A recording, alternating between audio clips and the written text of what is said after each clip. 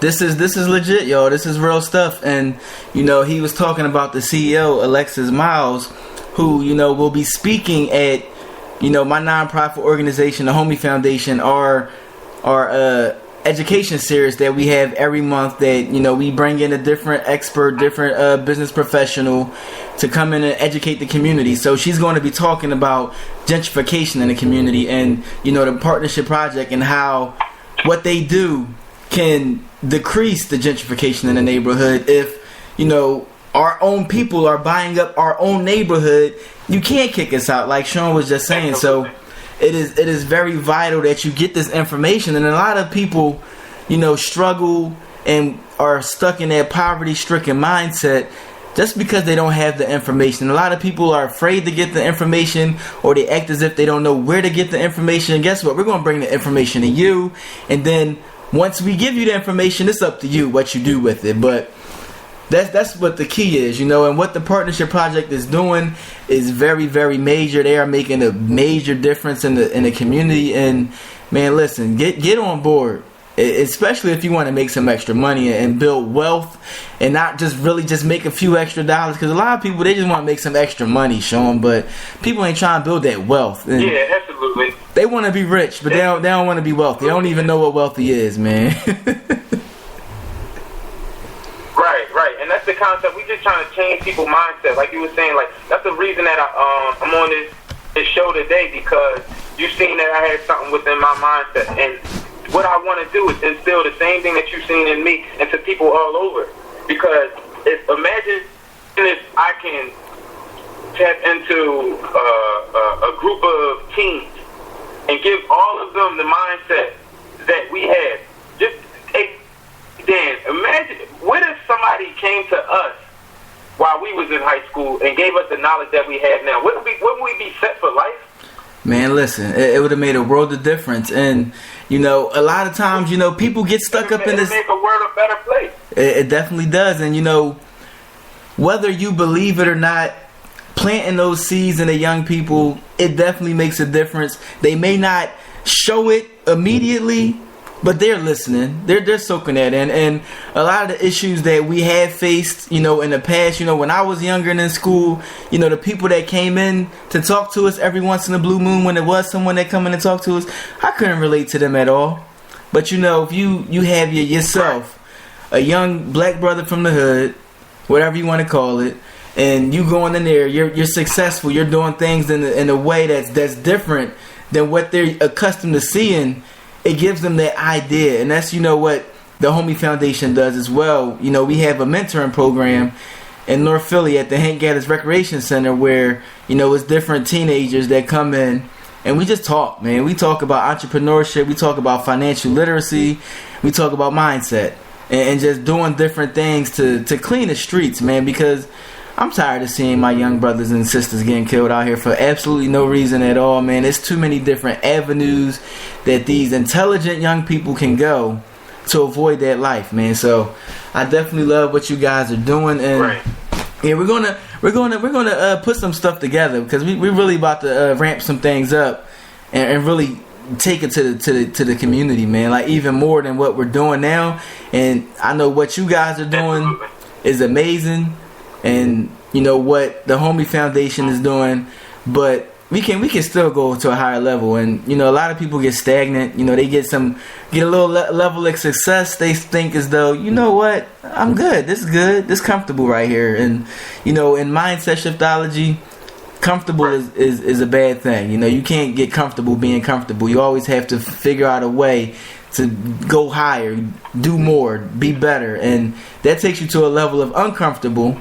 But being uncomfortable is growing. You know, growth is a process. So that's definitely an amazing thing. Now, you know, going back to the music, like I started the show talking about music, and you know how, you know, music can like really define your mind, define your the way you're feeling, and it just does so much to you.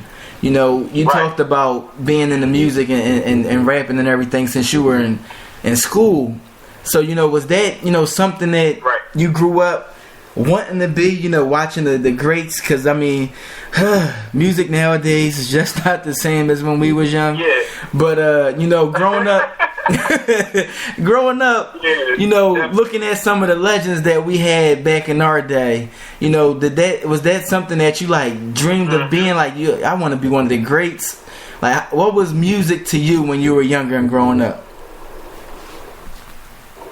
To me, music was like a outlet. I mean, talking about before I even got into rapping. I mean, I'm gonna be honest.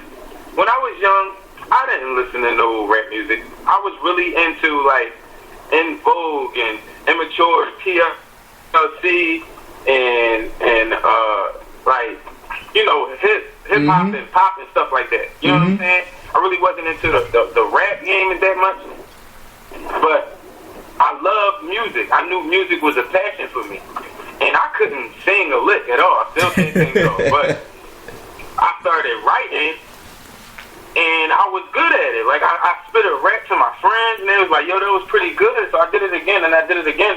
Next thing I know, I had all these raps. I'm going around the neighborhood and going around the school, and people like, yo, man, like, you really good. You really good. Like, you should keep that up. I'm like, yo, that's a blessing. Thank you. And I never thought of it like this is going to make me a millionaire. It never was about the money to me. It was always because I liked doing it. And to this day, I still have it, like the same passion for it. Like, if one day I can make a living off of doing music, then so be it. But I leave that in God's hands. That's not really up to me. But what's up to me, I definitely think that everybody should do what they love. I don't care if it's painting, I don't care if it's dancing, whatever you're doing in your life, just do what you love, because nothing can fuel you more than your passion. Period. But just to answer your question, yeah, it's not too many rappers I can say I was inspired by as a kid, because I just love music in general, like all around music. I used to listen to country, I used to listen to rock, I had a Kiss CD, I had a Run DMC. I know LL Cool J's Bad album, I know the whole thing from top to bottom, and I was born when that came out. You know what I'm saying? Yep. So yeah, it's all about just my passion and the love for the music. And at this point, I'm using my music to be more inspiring. Because everything that I've been through in my life, a whole lot of it, like we've been talking about self-development, a whole lot of it has been coming from motivational speakers, you know, like Les Brown and Jim Rohn and Eric Thomas. Everything that they talk about is what I go through on a daily basis to keep myself motivated. So now I'm speaking it. Now everything that comes out of my mouth is like, it's some type of motivation. So I can't even rap about no BS, because everything I want to rap about is about inspiring somebody. Yes, sir. And Lauryn Hill said that herself. She said music is supposed to inspire. So why not inspire somebody? And that's all I want to do. I want people to hear my music and be like, you know what, I'm gonna get through the day today, and I'm gonna do what I gotta do. Yes, sir, man. And that's a blessing. You talked about it, you know, being a passion and just loving it for what it is, and not just really chasing the money because you got a gift with it. And a lot of people, they just want to run after the money. They just want to chase the money, and you know, it's a blessing when that's what you can do. And you know, taking it to an even higher level, the music that you make is another avenue for you to reach the young people. And you know, because all you need to do is just get their attention. Once you got their attention and you build a relationship with them, you got them, man. You got them, and that's what it takes to really make a difference, especially with the youth. You know, because if I'm walking down the street and I see a group of young boys out there, they pants hanging all down, they just looking all crazy, and I say something, they're gonna be ready to go at me because they don't know me. But if you know, I build that relationship with them, and it's like more of a relationship now, as opposed to just some dude telling me what to do. Then it's like, yo, come on, man, pull your pants up, like you know better. And they be like, all right, you right. And that's all it takes is just getting in there. And your music definitely is another avenue to reach the young people. And man, it's a blessing that you know, the evolution, self-development, and listening to positive things on a consistent basis, it changes you. And you know, I mean, I don't know what you used to rap about back in the day, but I'm sure, just like I would say, I give a good number, 80%. I'll go 80% of, you know, the music that you hear is people experiencing what they're talking about.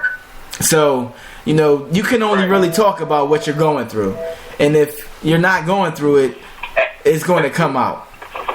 So exactly, because frogs don't laugh. Exactly. So yeah, man, that's a blessing. Now, jumping into, you know, the entrepreneurial aspect of everything that you do. I mean, ever since you was a young boy, you've been rapping, you've been spitting, you've been doing all these different things. You know, what pushed you into having an entrepreneurial mindset? And, you know, being in school and what you talked about earlier, seeing how school just really taught you how to work, how to be a worker. You know, what really pushed you into having that entrepreneurial spirit and that entrepreneurial mindset?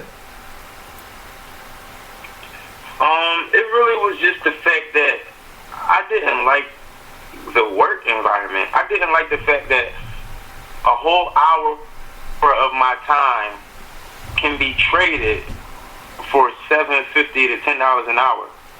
I feel like I'm worth way more than that. Way more than that. An hour of my time is not worth minimum wage. And once I got it through my head, like I done tried everything. I've been an automotive mechanic. I went to school to fix cars. I did that for like a couple of months. I worked at McDonald's. I've been a clerk. I've been a cook. I've been a waiter. I've been a security guard. I did pretty much a little bit of everything, like everything, and I never stayed at a job more than 6-7 months. Reason being was because it was the longest job I stayed at was me being a home health aide, and only did that for so long because I was able to pick my own hours. But once it clicked in my head that, yo, I want to pick my own hours. I don't want to work for nobody else. I'm helping somebody else build their dream. Why don't I help myself build my own dream? After that, I turned my back. I ripped my resume up, and I said, I'm never working for another person again. I have no reason to fill out any more applications because I feel like I was born to work for me and be an entrepreneur. And some people get discouraged because they hear stories like this and think, well, I can't do that. I can't do that. You can do it, but maybe it's just not your time yet. It took me 28 years to realize it. You know what I'm saying? To get to this point where I know I'm not turning back. It takes a long time. So patience goes a long way. You got to take care of your family. You got to take care of the kids, take care of you. But at the end of the day, there's no millionaires coming from minimum wage. And I want to be a millionaire. So that's what really drives me to be an entrepreneur. Yes, sir. It's none. I haven't met one. I haven't met one yet. I haven't met a millionaire that works a traditional job. I just haven't met one. And, you know, it depends in the field, obviously, because I have met, you know, some executives that started out at the bottom and worked their way up. But that's taken years and years and years. I mean, entrepreneurship, if you're doing it right and you're in the right field and you like really making a difference, it doesn't take that long. It won't take that long. But, you know, with me, I think I pretty much followed you in a lot of ways, you know, as far as my mindset in school and then with work. And one of the main things that like really pushed me into the entrepreneurial world was the fact that I felt like I had to get permission from someone else to be a father. That's when it really started to get me because, you know, my kids was having school class trips and events, and I'm sitting there like, okay, all right, Dad, it's during the day. Oh shoot, let me ask my boss and see if I can get off. And you know, I worked in the warehousing field, and warehousing is strictly on seniority, so I had to hope and pray that somebody who wasn't there longer than me wasn't taking off that same day, or I was going to miss my kids' activities. And that happened to me one too many times, And it was like, you know what? No, I ain't bought this life. Like, I'm not sitting here asking permission from somebody that don't even know my kids, that don't know me, that don't care about me, if I can be a